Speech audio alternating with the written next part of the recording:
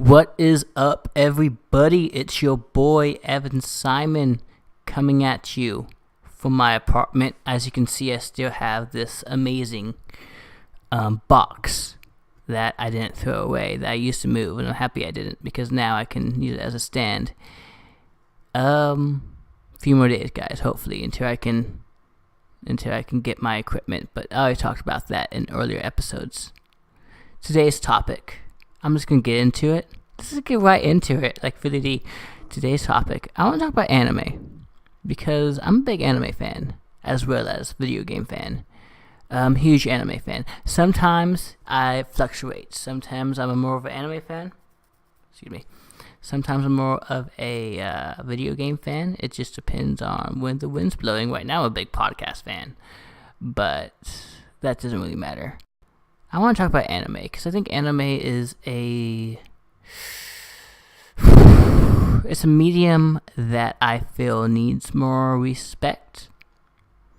Or not just respect, I think it's a medium that I think it needs more, I'll say that. It needs more respect. It needs more, people, I think, kind of look down on it. People, I think, kind of, think it's only like one thing. They think, oh, it's like Dragon Ball Z, or it's like, oh, it's like some super sexual stuff.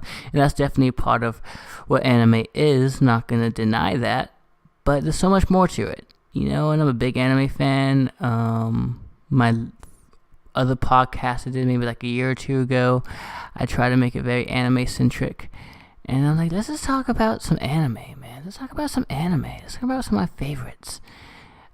First thing, though, I want to talk about kind of my history with the medium, right?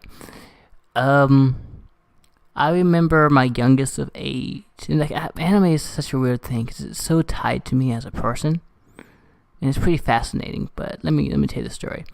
So when I was a young child, I'm sure I watched Digimon. It was all about the Jetix on the ABC Family back then. Now called Freeform, but Jetix, Kids WB, of course, Toonami, 4Kids. I remember watching a ton of these shows as a child. And, I watched, pretty much everything. Just because your kid Saturday mornings, you just watch what's on. But the one I want to give a main shout out to was a 4Kids series. Known in the West, we called it Mew Mew Power. In Japan, it was just called Tokyo Mew Mew. They ended up changing all the characters' names. To me, I don't know Tokyo Mew Mew. I just call it Mew Mew Power. And Mew Mew Power was like an interesting show. I'm going to put my hands up right here. on this talk. Mew Mew Power to me was an interesting show for me. And it's going to get a little bit weird, but calm down. So me as like a 7-year-old, 6-7-year-old boy, single digits, maybe a little bit older, but not that older. I remember watching the show one time, and I was like, "Hey, magical girl shows. These girls are pretty cute. I'm not gonna lie. And then I saw Zoe, and I was like, who is the main character? I was like, she's pretty cute." And I kept on watching, and they kept on adding more girls. I'm like, man, all these girls, really cute. And they dressed up in maid outfits, because they worked in a cafe. And if you don't know what Mew Mew Power is, it's pretty much the Sailor Moon whip-off. But, I watched it, and I enjoyed it. And, this is kind of a weird little story, but, every, young person's life decide, okay, Jared, it was a very, let's just say it was very interesting when I was like, oh, girls are cute type of situation. First time I remember, really, noticing girls that way was that. And it was really funny to me because growing up, man, I should just stream this. But growing up, kids made fun of me in elementary school, 2nd and 3rd grade-ish, because they were like, oh, Evan, you watch Mew Mew Power, that's a girl show. But I'm always like, have you seen the way these girls look like? Come on, I don't know what's going on. What you hating at? So that was a little aside.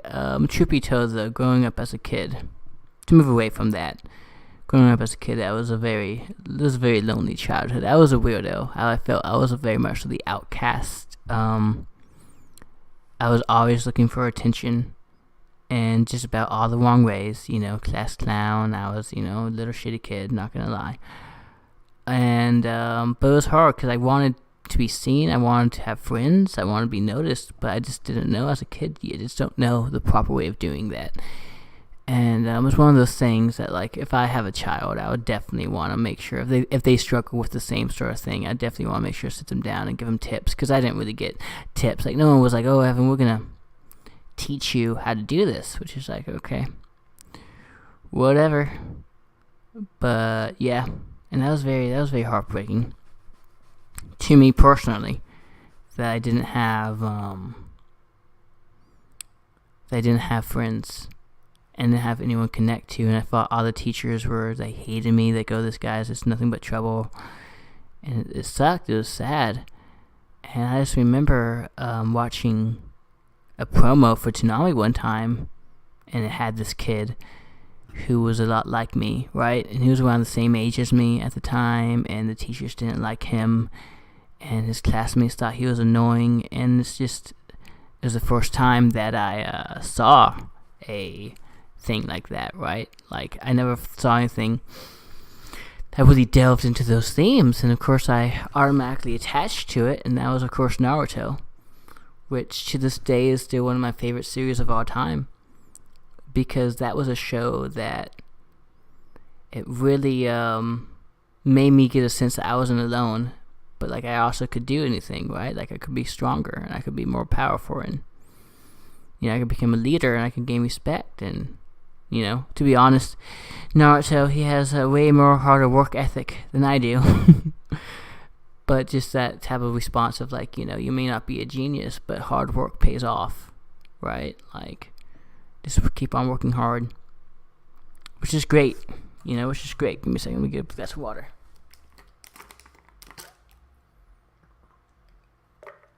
I apologize.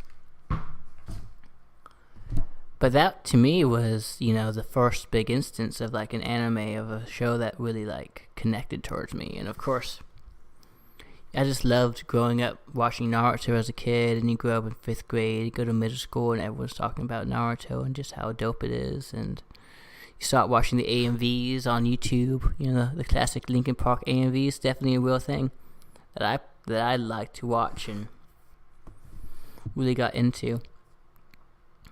And throughout, I believe it was about middle school, though,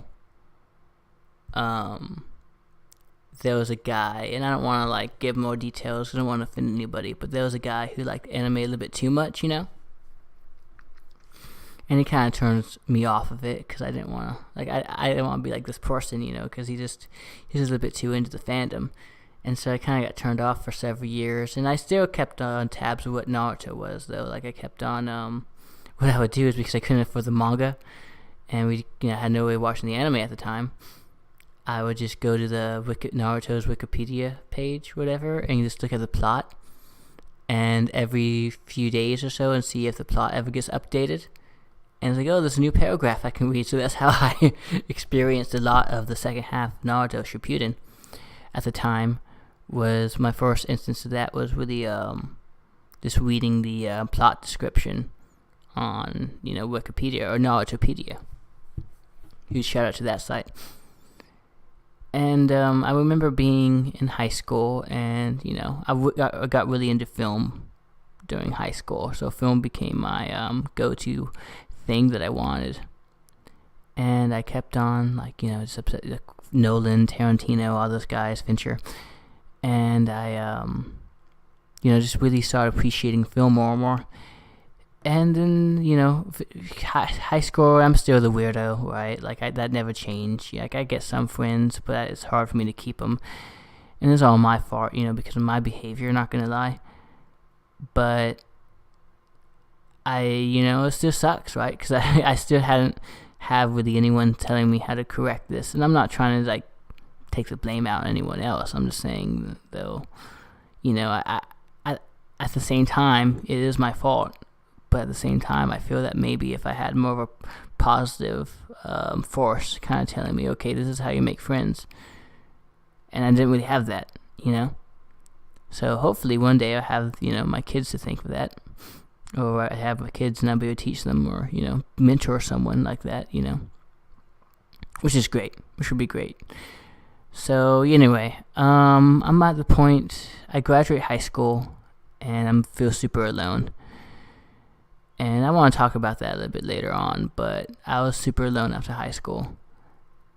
And I guess I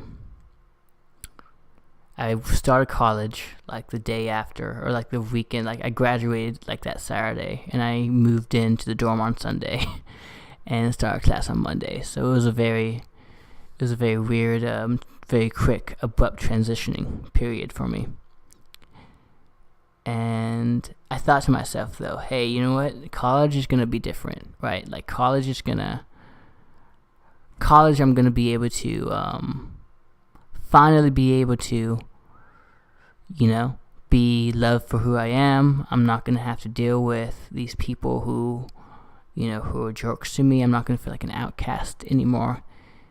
And that was wrong. That was totally wrong. And again, it's my behavior, right? Like, I was a weirdo, and it took me a long time to figure out what my actions were. But at the time, I didn't know. At the time, I was just being myself. I didn't. But I put a lot of people off, and it sucks, because it's still being lonely, and it may have been my fault, but it doesn't make the pain any less, palpable or anything. And especially when you're confused, like, what am I doing wrong, and you don't know. Now I know, but I didn't know then, right? So I was a little weirdo, and I felt so alone, and I just got so depressed. About 2015, I want to say, 2015, I just got so depressed that I couldn't go to school anymore, because I was like, I'm just dealing with the same old things I was dealing with when I was a kid. I'm dealing with all the pain and rejection because people were still being mean to me.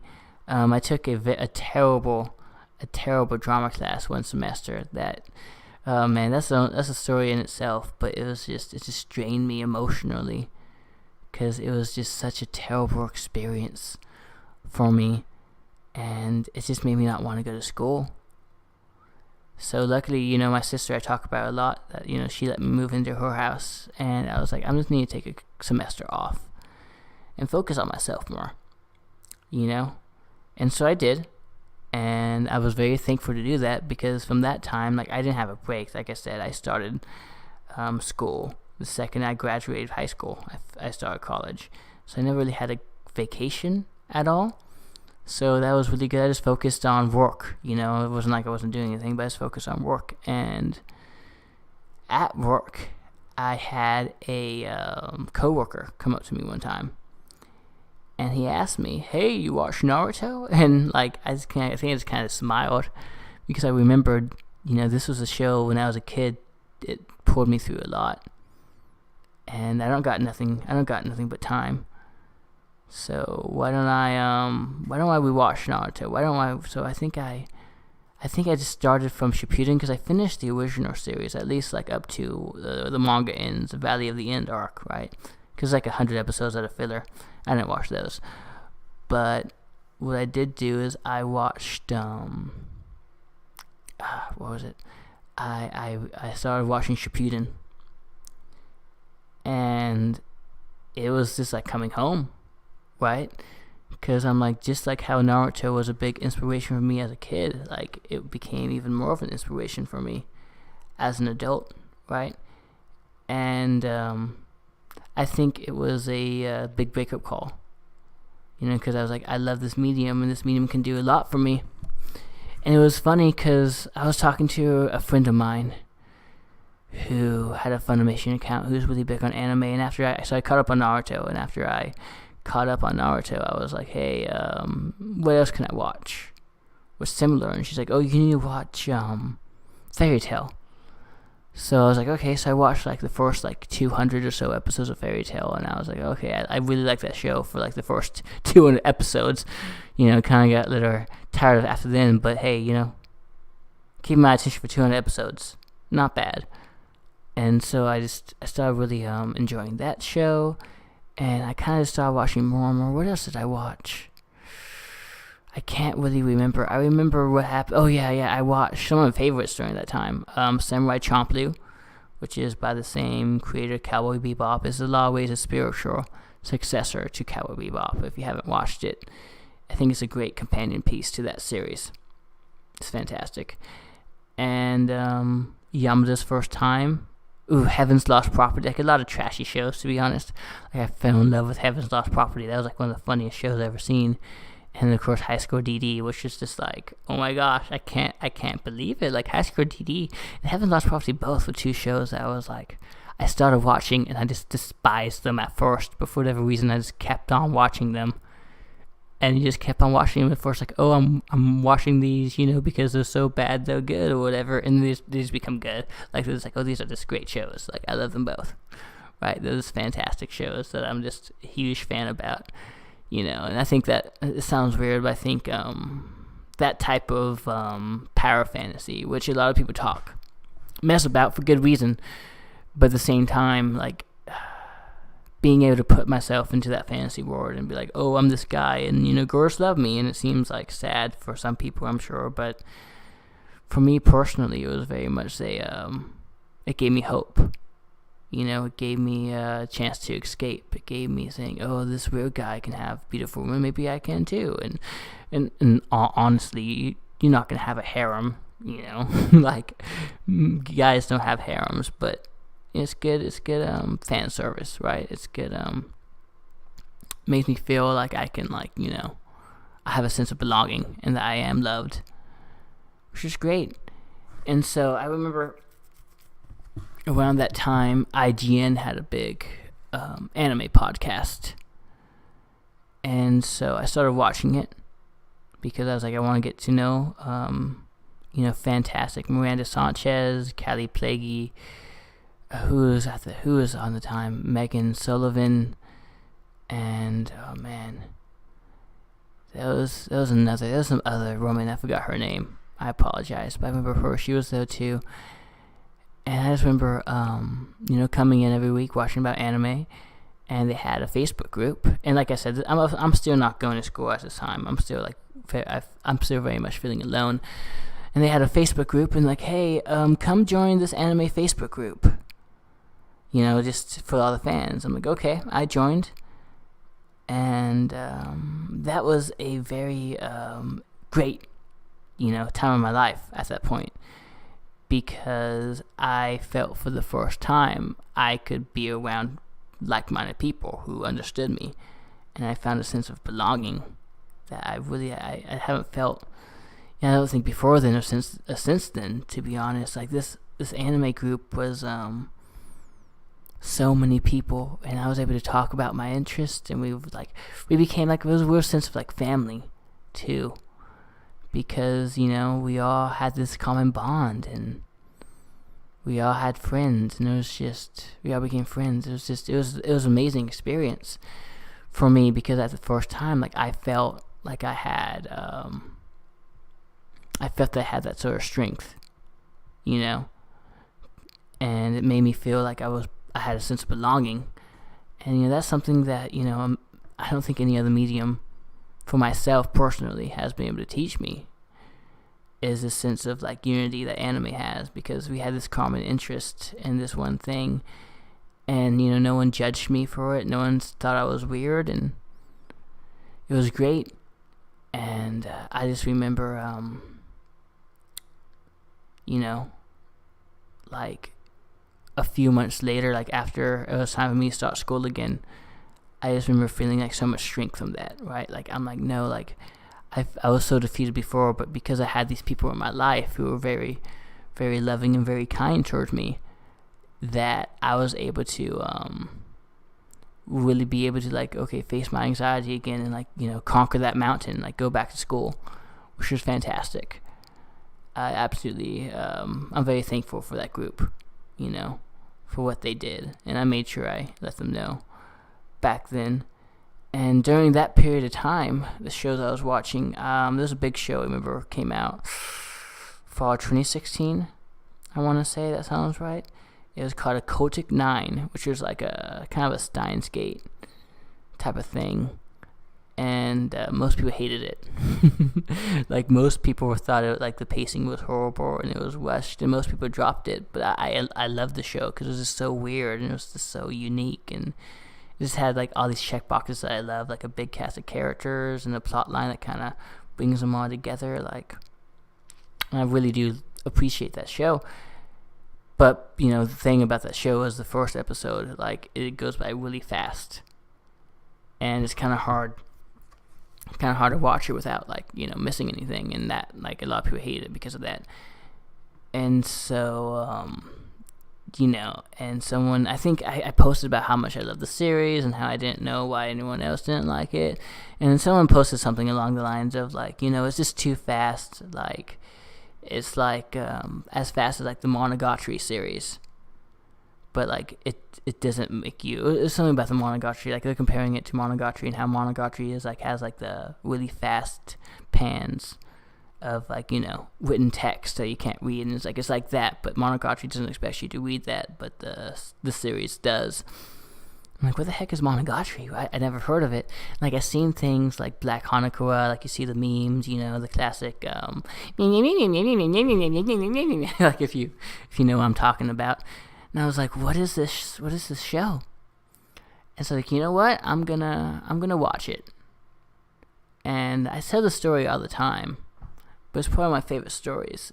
So I go on Crunchyroll, I put in the first series, Bakemonogatari, and I watched the first 30 seconds of the show. And I paused it after the first 30 seconds. And I had this moment when I was like, this is my favorite anime ever made. This is my favorite thing ever made. Like, it was just so weird. Like, if you've seen the first 30 seconds of Bakemonogatari, like, I really suggest you give this series a try, but the first 30 seconds, like, grabs your attention in a way that most things just don't, like, it's just, you see all these images, and, like, if you're just watching the series for the first time, you don't understand what they mean. It's super violent. It's like this montage of different clips of violence. It was from Kizumonogatari, but you don't know that at the time. At least I didn't. And it's just, it's just really, like, harrowing, intense music plays, and it's just all these scenes of, like, this, like, people dying, and just, like, action scenes, and just all this, like, other stuff. And then it stops, and then you hear a pop song, like this love pop song starts playing. Like, what is this? This is so weird. It's so different, and, like, I really gravitate towards the weird or different things. So I fell in love with that show, and I watched all of Bakemonogatari. I'm like, this show is fantastic. I found the last 3 episodes somewhere I wasn't supposed to, right? Because it wasn't on Crunchyroll at the time. I started watching Nisei. I started watching the rest of the series, and, like, through each series, like, I told myself, this might not be my favorite series now, but it might not be my favorite series, like, later, like tomorrow, but it is now. And I just kept on watching it, and I was like, I just fell more and more in love with it, like, and that was to the point where, like, Owari Monogatari season 1 finished up, and Koyomi Monogatari, and this is probably just gibberish for people who don't know the series. We have Koyomi Monogatari, which, I guess, okay, let me back up now, because if you're paying attention, you're probably like, what the fuck you mean? So the Monogatari series is based off of a series of light novels, right?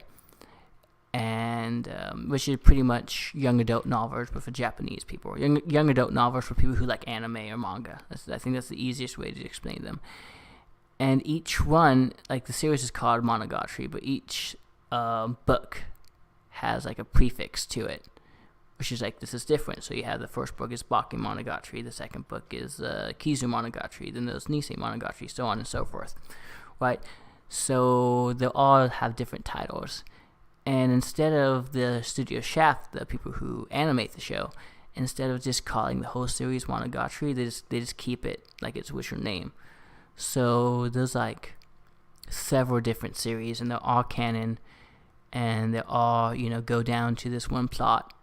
And it gets kind of confusing because you have, like, I don't know, 22 show movies that you all have to watch. or TV series you have to watch, and like some of them are regular seasons of anime. Some of them are like a 3-part film trilogy.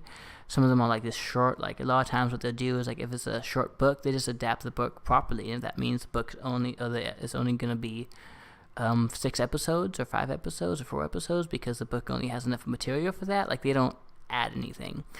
They don't add any filler or try to stretch anything out. It's just pretty much what's in the book, and if that means it's a shorter adaptation, then it's a shorter adaptation.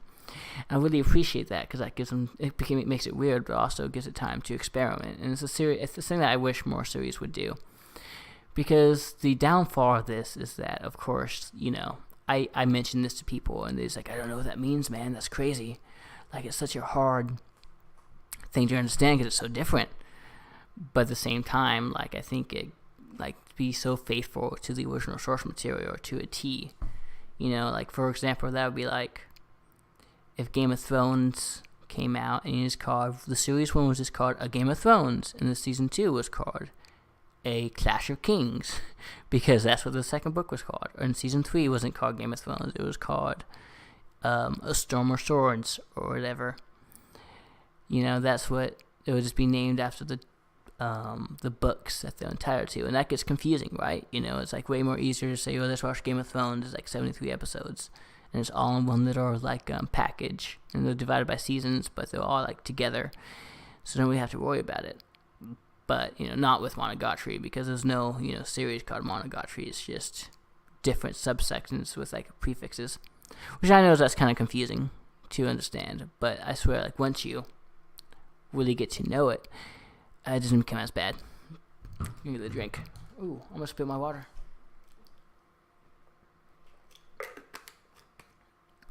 Apologize. Talking a lot. And so, where was I at again? So anyway, that's your prefix of the series, and I started watching more of them, and as more of the Monogatari series I watched, the more I fell in love with it. And it's just the writing of that show. Like, it's one of those series that like so many people have talked about. Or like, no, I should say not enough people have talked about Monogatari, and I think the reason why is because it's just such a confusing series to get into, and you don't really know where to start because everything takes place out of order. There's a lot of like like false narrators, like someone's like, oh, okay, this happened, but then you find out that it didn't really happened, and it's very confusing. But at its core, it's such a fantastic story of a coming of age story. I think of these teenagers who are dealing with things, and they overcome them, right? Which is what the core series is about, right? Like Bakemonogatari, which is the first series. Let's talk about that one specifically. Forget about all the others, but just that one specifically. It's this love story, which is a through line, which is like such an amazing love story about this guy these two rejects, who, the world doesn't love but find each other. But they're so different, but yeah, at the same time, they have so much similarities with each other, and just going through each arc of this, because it's a story about these women, these young women, who there's like 5 story arcs, and each arc is dedicated to one of these 5 girls, and it's about how, like, they're as people, or they're dealing with something, like they're possessed by some demon or monster or ghost or whatever, like some supernatural things going on. And those issues, that supernatural issues, are really big a parallel for like mental trauma, like mental illness or anxiety or whatever mental issue you could have. And it's a big metaphor for that, and it's all about them, like Aoyagi, who's the main character. From the first season, he's kind of like, he doesn't really do a lot, but he comes with these, he helps these girls out, but he doesn't save them. The big key of the series is that no one can save you, only you can save yourself. So Aoyagi doesn't go around and he's not like the white and shining armor or anything like that. Like he just tells these women, hey, you don't have to live your life like this. Like, you're not trapped. Like, you can get yourself out, and you're strong enough to get yourself out. And like, he may nudge them in that way to teach them, hey, this is this is what, like, he might nudge them in the right direction, but I don't think he never, like, downright saves people, right? Like, it's all about them learning to, care for themselves and gaining the independence. And I think that's a very... Hold on.